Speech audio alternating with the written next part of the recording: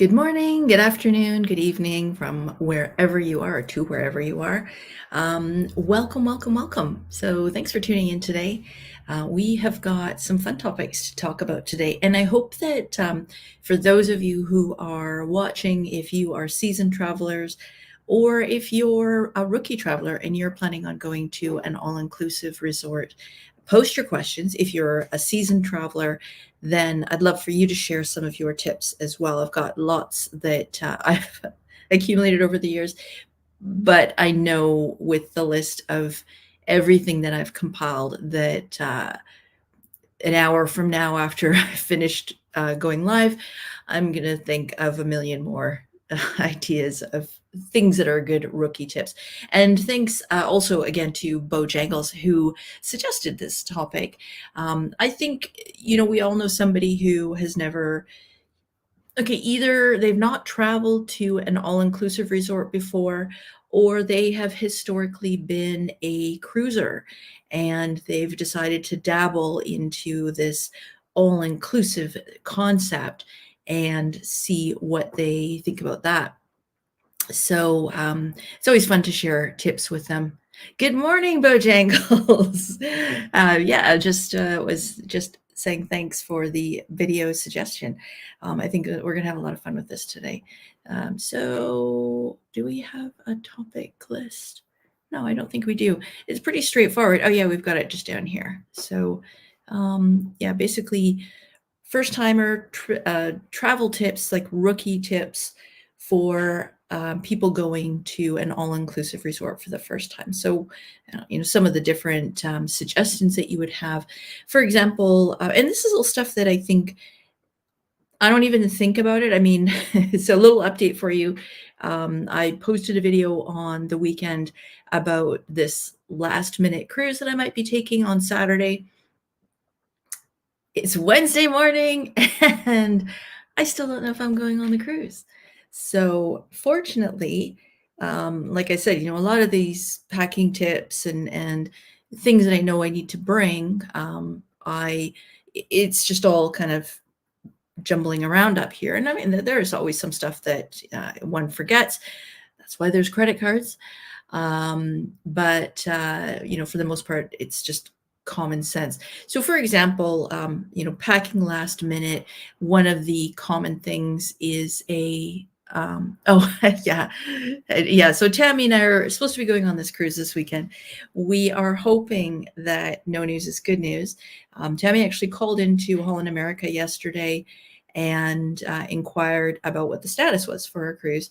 And they didn't have any information for us other than they told her that they haven't closed off the cruise quite yet and that we should be getting an email. We should have gotten one either yesterday or sometime today. So fingers crossed we get one today. Fingers crossed we're on the ship, and fingers triple crossed that we're getting upgraded into a balcony cabin. Wouldn't that be nice? But as I say, here we are Wednesday, still don't know. I did hear from, I forget who posted it, but thank you to whoever it was who tried this last month and basically let me know that they got a refund within a week after they found out that they weren't able to, in fact, get on the cruise on a standby program. But exciting times. So we shall see. But yeah, the agent that Tammy spoke to, she did say that at this point in time, they hadn't closed the cruise, so there was still a chance that we could get on. So we'll see. Who knows? So first off, I would say, one of the things is, let's talk about packing. So when you're packing for an all-inclusive trip, if this is your first time, one of the things that you might not think about is to pack a Yeti or some sort of insulated travel mug. This comes in super handy for keeping your drink cold, or keeping your drink hot if needs be. A lot of people, they'll use it for coffee in the morning if they like a big mug. Take it to get a nice big cup of coffee, and then give it a rinse out, clean it, and then use it during the rest of the day for keeping your cold drinks cold. A lot of people, you'll have heard over the years, people complain about drinks being watered down, but really, I don't think it's so much that they're watered down. It's just that when they put when they put a bunch of ice cubes in the cup and it's sitting in that hot sun, the ice is going to melt. Especially if you've got a frozen drink, a blended drink, and so basically just keeping it in an insulated mug will keep it nice and cool. And also sometimes if it's just those tiny little resort cups, then instead of getting like a 4 or 6 ounce drink, you're actually getting a decent sized drink, so you're not making as many trips to the bar or asking the servers to take as many trips to keep you satiated with your drinks. Another one is definitely check if the restaurants have any dress codes and pack accordingly. I mean, most resorts will have a buffet that you could do for breakfast, lunch, and dinner, but also, they'll usually have a la cartes, and a la cartes might or might not have a dress code, which requires long pants for men. Sorry, guys, but you're the ones who get picked on in this scenario. So, it is what it is. But yeah, I mean, if you have to wear long pants, pack them, because that might be the best restaurant at the property, and you really wouldn't want to miss out on that opportunity just because you didn't know that that was a requirement and didn't pack in order to enjoy that. One of the things that my husband always recommends is to pack button-down shirts. If you just wear t-shirts or even like golf shirts, those have a collar. So a lot of times that's what I see a lot of guys wearing. But because the body of the shirt is closed, you don't get a lot of airflow. So just for the evenings, especially when it's hot, humid, there may not be a breeze. But if you've got a button-down shirt, then it just allows for better airflow through the buttons. And I mean, it wouldn't necessarily be encouraged, but you could have a sort of 70s moment where you just go for the full on, I don't know, was it Burt Reynolds who had that look? Tom Selleck, I guess that's more into the 80s. I think Don Johnson, he's had a few moments where the buttons might have been down a little bit extra. But it's always a good idea to keep cool. For women, you definitely want to be packing shoes that will be comfortable after a long day of either sitting in the sun and drinking drinks that are going to make you get all like a little bit puffy, and eating salty foods. And also, if you've done a lot of walking in the hot sun, then you're definitely going to want to have some comfortable shoes to wear. I have reached the point where for my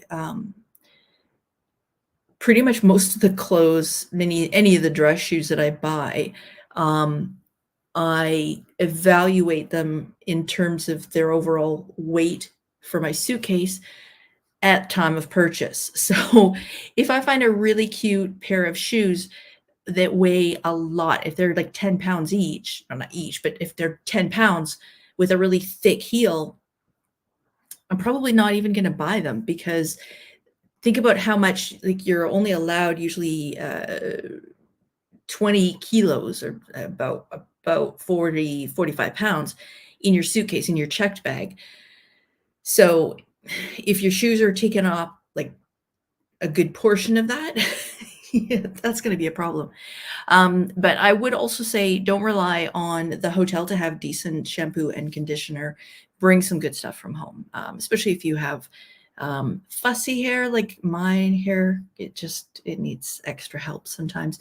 And you guys know I'm not a huge lover of swimming in the ocean, but I love swimming in the pool and cooling down. And sometimes the chlorine in the pools can be pretty harsh.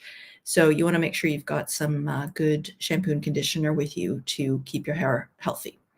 Also, huge believer in packing Ziploc bags for your trip, medium size as well as the large size. If you open up a bag of chips in the room and you don't finish them, but you want to keep them for later, Putting them into a Ziploc bag just means that you're not going to come back and find out that you've got critters in the room. Nothing like seeing a trail of ants or or worse in your room, because they can smell the salt and the flavorings and stuff like that, or a sugary snack as well.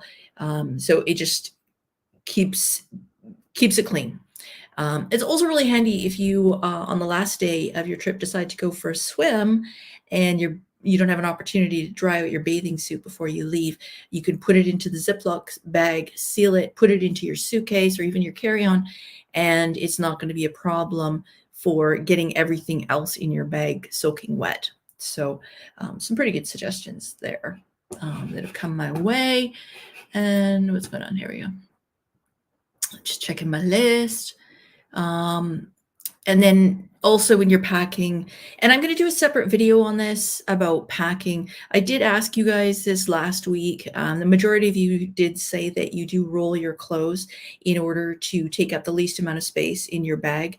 And that is definitely the way to go in order to fit as much as possible in there.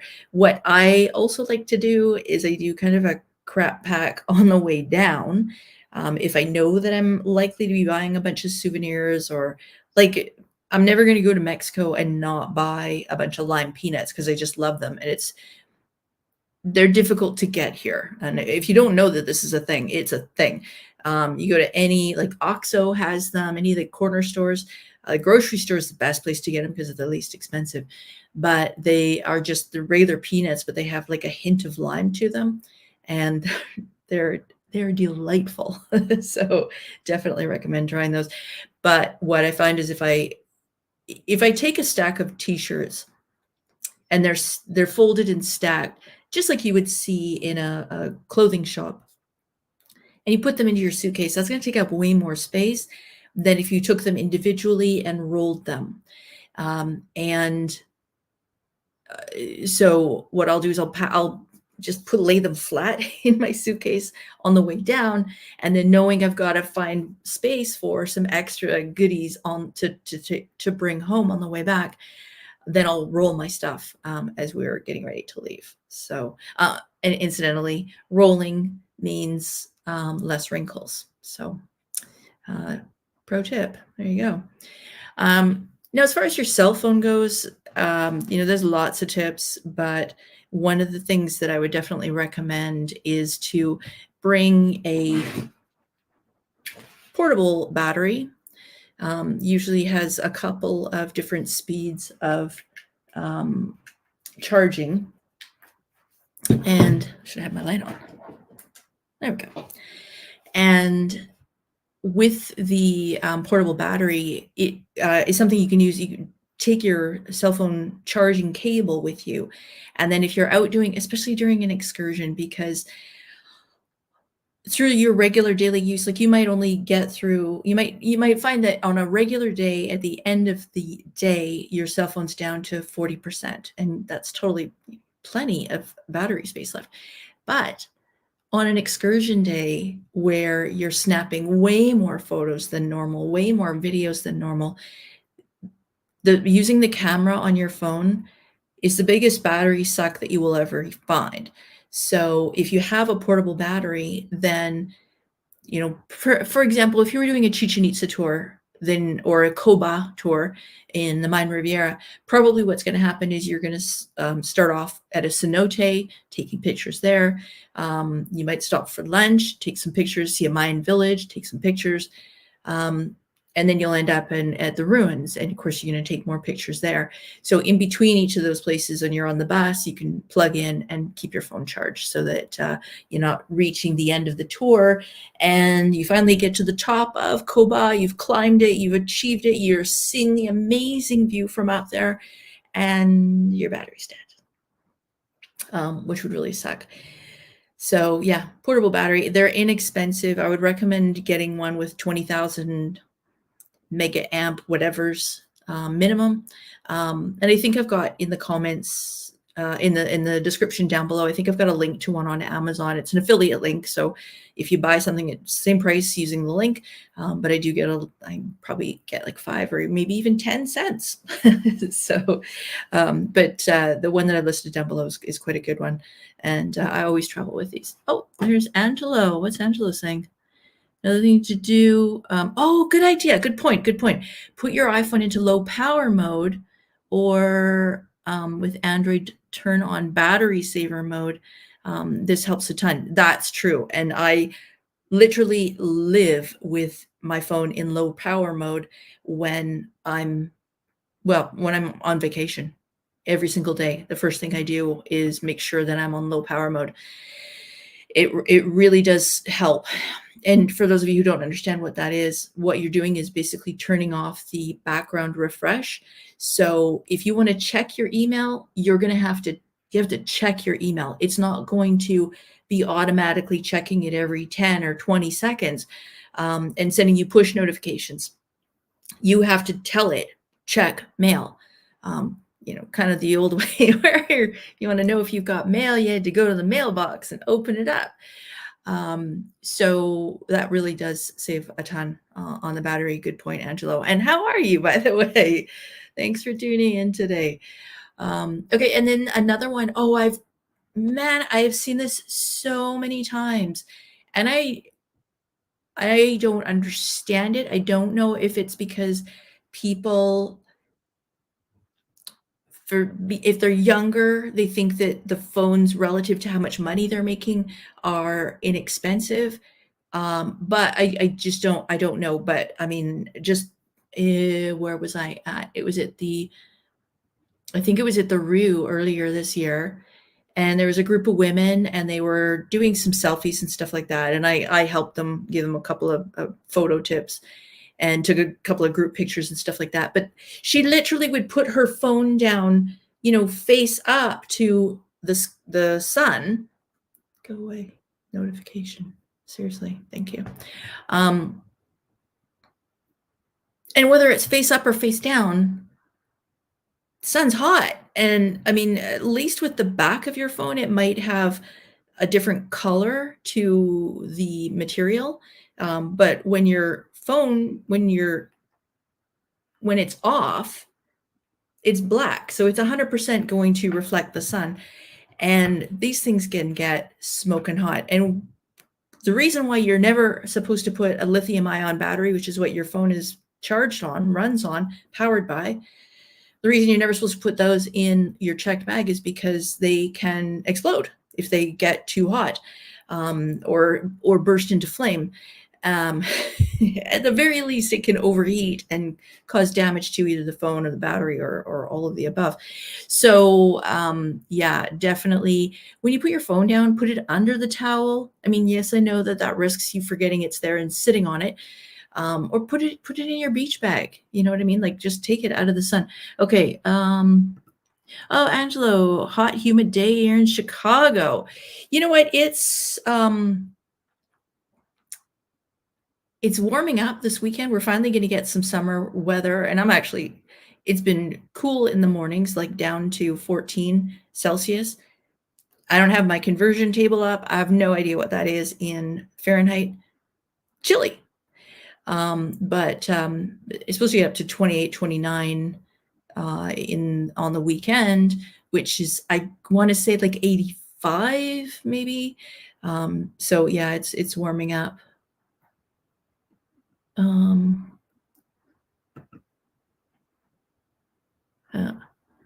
Bojangles is saying hello. Angela's saying hello. Everybody's having a chat. That's all good. Yeah, so keep your phone, just when your phone is in the sun, it could overheat. So definitely, just cover it up with something or put it in the shade, put it under the umbrella for sure. Another tip I have is, if you're not going to use data, then download Google Maps, so that if you are going to go off of the property, if you're going to go downtown Cancun or anywhere else that you're traveling to, that you don't need to use data in order to see the map of where you are going to. Of course, because you won't have data, it's not going to show you from where you are. So if you get lost, you're a little little bit stuffed up. But conversely, just get a data plan, check it out. I know, like I've talked about before, here in Canada, our internet plans are finally, our mobile plans are finally getting competitive, which is like, it's only been about 1,000 years. And for you in the US, a lot of you already have plans that are valid in both Mexico and the US. But if not, definitely make sure to check into a data plan, because then you can easily look things up.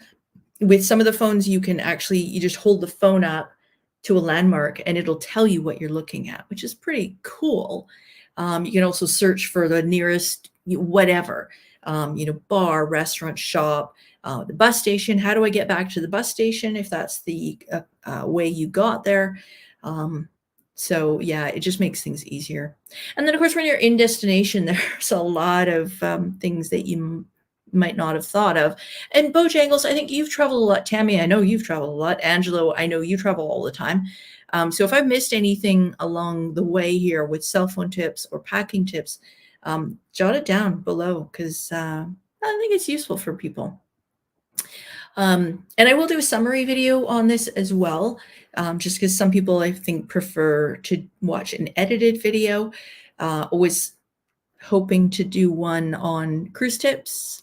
Was hoping to do that from the ship next week. So again, fingers crossed I get on this cruise this weekend, and can do a whole video on tips for cruising, because a lot of people either go one route or the other.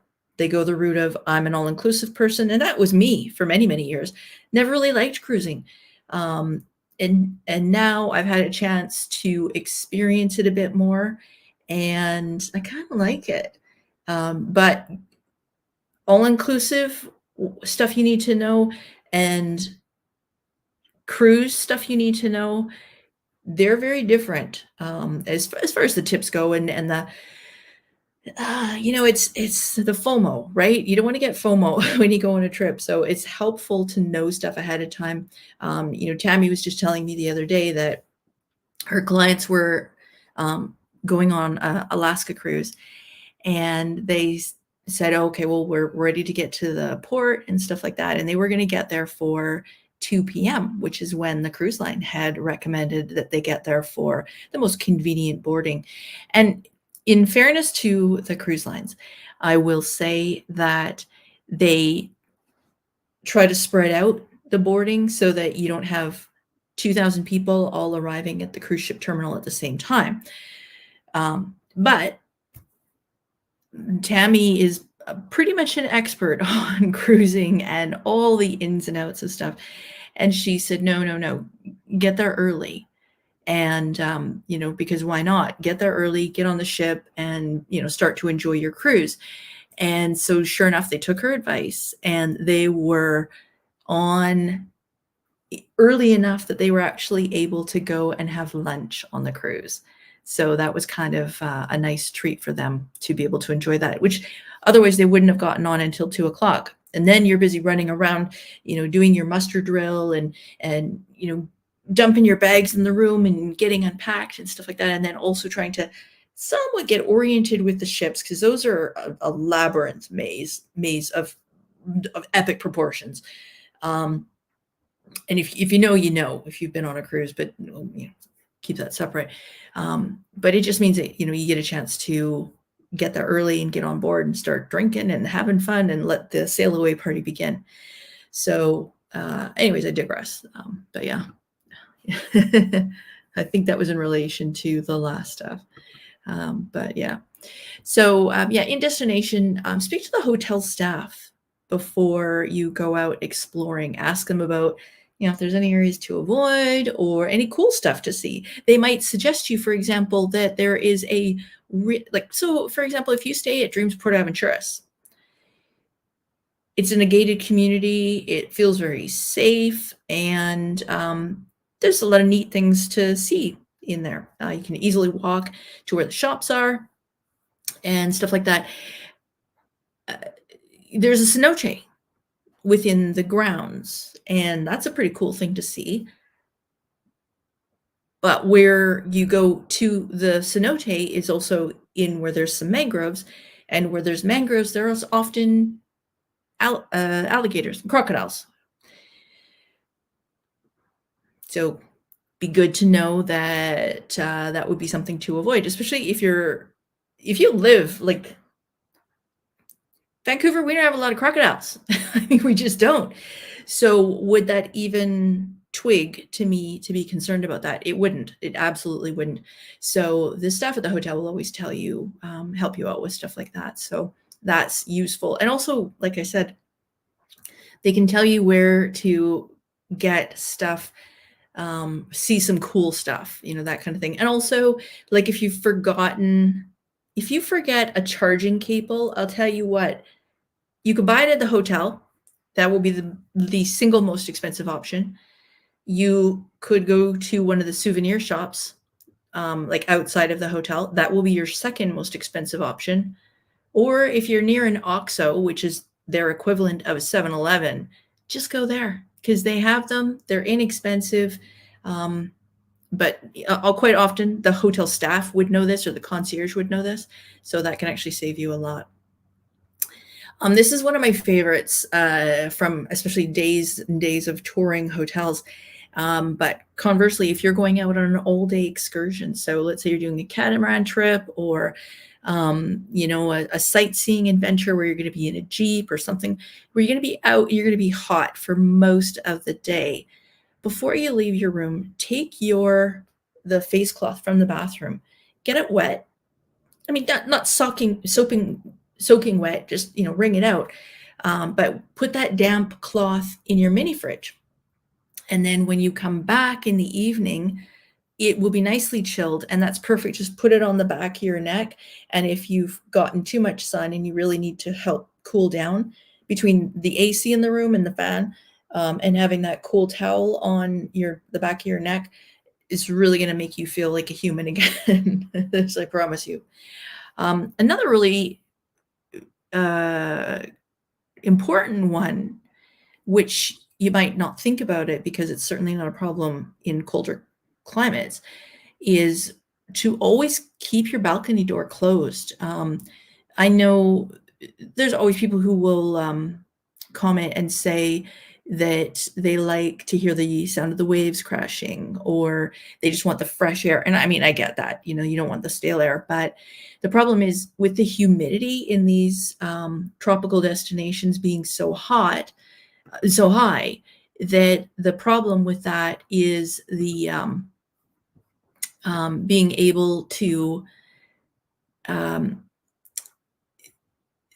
humidity will cause your sheets to get damp. And honestly, like, there's nothing worse than having damp sheets. It's disgusting. And also, yeah, and M. Gren, welcome. Yeah, this is definitely an important one for sure. Keep the balcony door closed when you have your air conditioning on. It will automatically shut off usually, not always though, but most of the hotel rooms are going to have either tile or marble floors, and those get slippery like that when the AC is on if you have the balcony door open. And this can literally be a death trap. So yeah, always have your balcony door closed. Oh yes. Oh, see, this is a good one. I know this one, but yeah, definitely. Way to go, Angelo. Yeah, go to the front desk where they have a lost and found. They will definitely have tons of extra charging cables that people have left behind. So yeah, that is a super pro tip. Well done, you. I've done this before. I've seen this before. And yeah, everybody forgets their charging cables because you just got them plugged in beside the bed. So yeah, that's a really solid tip, and that'll keep you from spending a whole bunch of wasted money on buying new charging cables. I mean, I've got a bag full of them hanging on my door. And I don't know how many I've bought in destination, whether it's like all of a sudden I've got my charger, but I didn't want to have a 3-foot cable hanging out of my bag. I just wanted something short. So I'll go in the OXXO and I'll buy a super short charging cable. But yeah, you may not have the best selection when you go to the lost and found, but at least you can get something. And if it's free, I mean, free is free, right?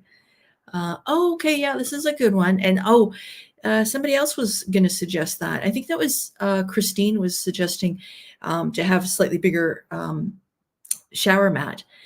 So Bojangles is saying to take one from the dollar store so that you're making sure that it's not slippery. It's true. We're just, well, I don't know. I mean, I don't know about you. I don't have marble floors in my home. I don't even think I'd want them, honestly, but especially not up here for a Canadian winter. That would not be nice. But yeah, taking a bath mat, another great suggestion, definitely. Oh, okay. Now here's an interesting one. This is probably applies more to women. Oh, no, I wouldn't say that's exclusive. Okay, so if you're the type of person that your body shape, your thighs rub when you walk, and this has got nothing to do with your size. I mean, I've been like super fit and super skinny, weighed 120 pounds, and my thighs still rubbed. And I mean, yeah, I was fit. This was a long time ago, folks, but one day, no, not likely. So if, as a consequence of the what they call chub rub, you tend to use Motion Glide, but you've forgotten it, or you didn't even know something like this exists. Pro tip: deodorant inside thighs, no rub. Well, you're still going to rub, but at least at the end of a long day of walking, you're not going to have pain. Whereas one of my the YouTubers I follow is like, your thighs rubbing together enough that the friction's like the heat of 1,000 suns. She worded it slightly better, but always keep your valuables locked up in your in-room safe. There is literally no excuse for not putting stuff in the safe. But before you do, always test the in-room safe before you put anything in it for the first time. If the battery's low, then you'll find out about it before it becomes a problem. And the last thing you want to do is have your passport stuck in there and you got to call maintenance. And they may or may not be fast. Actually, when we were at the Hyatt Vivid, our battery died at one point, and we called down to maintenance, and they were fast, like probably the fastest I've ever experienced, like 20 minutes, and the guy was back knocking on the door and just replaced the battery. No big deal. But if that's your first time putting your stuff in your bag and you're trying to meet up with friends or whatever, trying to put stuff in the safe, then that can be a pain in the butt, quite frankly. But yeah, definitely keep your valuables locked up in your in-room safe. There was one fellow on one of the Facebook groups, and he was complaining and saying people had stolen stuff out of his room. And instead of everybody being like shocked and horrored by his story, everybody was like, well, why didn't you just put it in the safe? Like, why would you leave cash, hundreds of dollars, out on the counter? Like, I wouldn't do that here in Canada. I wouldn't do that in any country. I mean, that's just tempting fate. Sorry, but I mean, this is common sense. But I guess he was just a really trusting guy. I don't know, but yeah, always use the in-room safe for sure. When it comes to the shuttle company, trust them when they tell you what time they're going to pick you up. Cabo, Puerto Vallarta, not such a big deal. Traffic doesn't seem to be an issue in those places as much as it is in Cancun / Mayan Riviera. And a lot of that is because of all the construction that they've done for the Mayan train. A lot of it's because, they've expanded the highway, because they're building another bridge for Cancun. I mean, there's so much that they've got going on in Cancun and the Mayan Riviera. But consequently, there's a lot of traffic jams. And if you are up on the southern side, down on the southern side of the Mayan Riviera in, Tulum, Port Aventuras, Acamal, even Playa del Carmen, if you're down in that area, chances are you are going to be told that your pickup will be 4 or 5 hours before your flight departure time, maybe even more. But trust them that they know how bad the traffic congestion can be, and also the airport congestion. Because once you get to the airport, I mean, Cancun, of course, we know has at least 4 terminals. I think they're working on the 5th. And some of them, if there's a lot of outbound flights, getting through security may not be quite as quick as you think. So do trust them that they definitely know. And if you're, if you're not sure, ask the bell desk, because they're used to dealing with the taxis, and they can also give you, if you haven't got a pre-arranged transfer, speak to the bell desk the day before at least, so that you can find out how early you should be getting a taxi to get to the airport. And then for the rookies that don't know, if you're staying at a resort that is strictly all-inclusive, that's one thing. But if you're staying at a resort that does the EP, European plan, which means basically nothing's included. This would be like staying at a Fairmont, Holiday Inn. Even a Holiday Inn has breakfast included. But if you're staying at a resort that doesn't have any food or drinks included, or and we're talking about all-inclusive resorts, but here's the thing, there are some resorts out there. Paradise Village in Puerto Vallarta has both plans available. So some people will be booked on the European plan, others will be booked on all-inclusive. Sandos resorts, there's a lot of people who have timeshares for those properties, and they often don't get the all-inclusive because they want to go out and dine at different restaurants in the area. If you're staying at a resort that has EP and all-inclusive, then when it's the last day and you're checking out at a certain time, usually it's checkout time. If checkout's at 11, it might be at noon. That is when you no longer have your all-inclusive privileges, assuming you got the all-inclusive plan. So let's say, I mean, in the US, I think you have a lot more frequent flights. And so you might have a flight that's midday or something like that. For us in Canada, our flights tend to be later on in the afternoon, or more likely in the evening, to get us home. So you can, what are you going to do? Leave and head to the airport and sit there and pay stupid amounts of money for food and drinks? Rather stay at the hotel until your transfer time, right? We already talked about that. But just know that you're going to have to pay for any food or drinks at the hotel if you're staying at one that's a combo resort where they offer European plan and all-inclusive.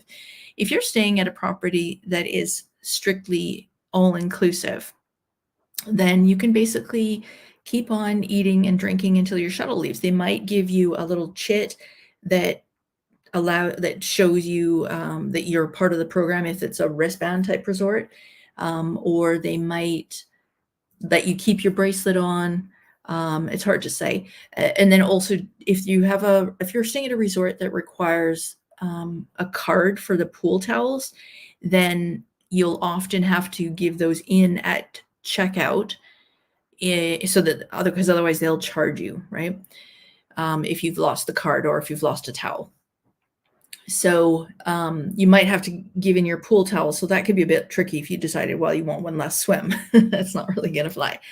But if you are just looking for, some snacks or lunch, and you want to have a beer or two, Then if you're staying at a resort that is strictly all-inclusive, then, I mean, there's probably exceptions to the rules out there. But out of the 300 odd resorts that I've been to, none of the ones that are strictly all-inclusive will make you leave the hotel at checkout time. In fact, I mean, I've stayed at some resorts until like 7, 8 o'clock before, and still like eating and drinking because my flight is so late, depending on where I'm flying to, or depending on which airport I'm flying from. So yeah, you can definitely take advantage of, and keep enjoying the food and drinks and keep the party going a bit. Of course, remember, you want to be in good shape for your flight, but at least if you can avoid spending either spending money on the food and drinks at the resort, or more importantly at the airport, then that could be a potentially massive savings. So yeah. So that's all the tips that I could think of coming up to our live broadcast today. I'm sure I've missed some. Christine, I don't know if you're watching, but if you watch later on, I'm sure you'll have a bunch of good ones for me. And Angelo, if you think of anything else, if any of you think of any other tips that I've missed, which are probably such no-brainers for those of us who've traveled a lot, that it's just not even on my horizon because it seems to me to be so obvious. But like I said, we all know somebody who's never been to an all-inclusive resort, and like, you can tell them all these things. They're not going to remember them all. They're not going to necessarily. Oh, let's get rid of this other thing. There we go. They're not going to necessarily remember them all. They're not necessarily going to find them all useful, depending on their situation.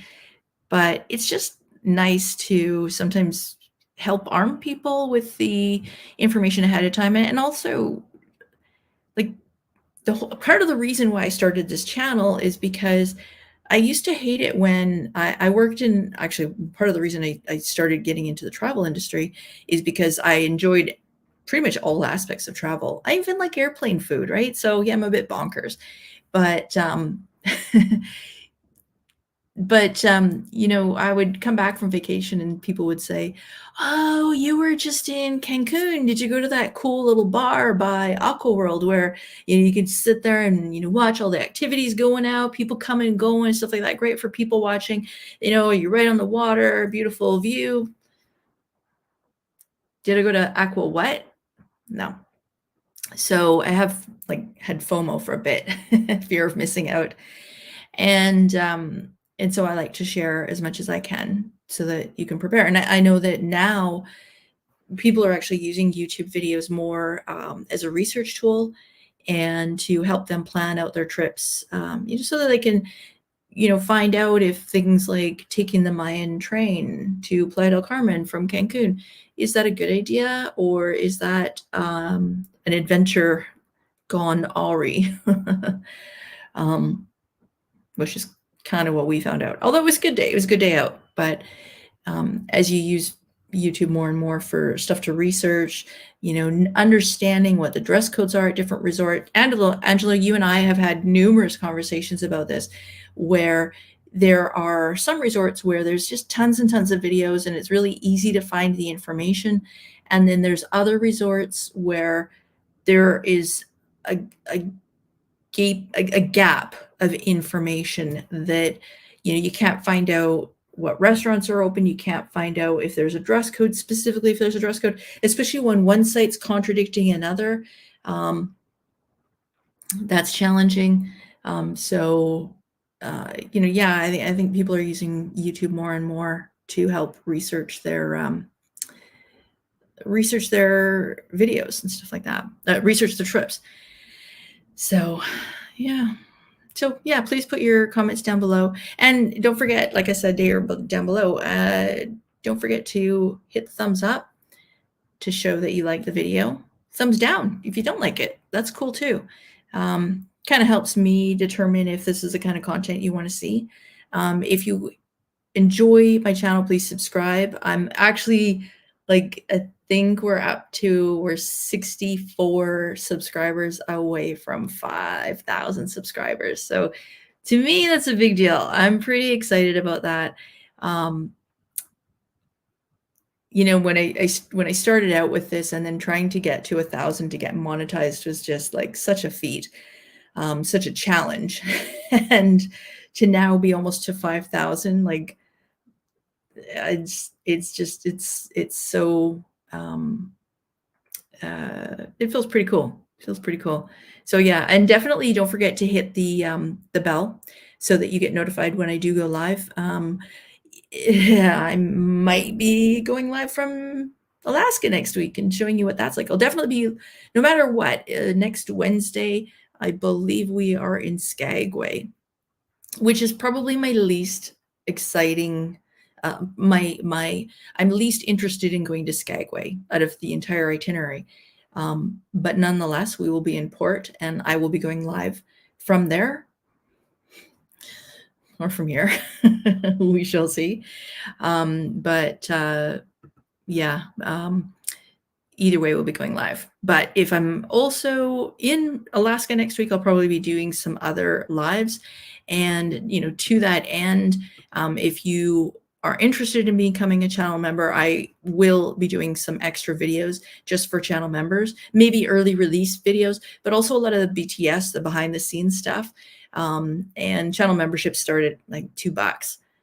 So it's cheap as chips.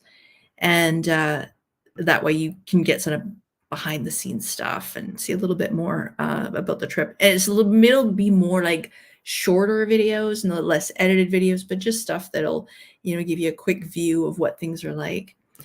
Thanks for tuning in. Oh, hey, Roxanne. Thanks for tuning in today.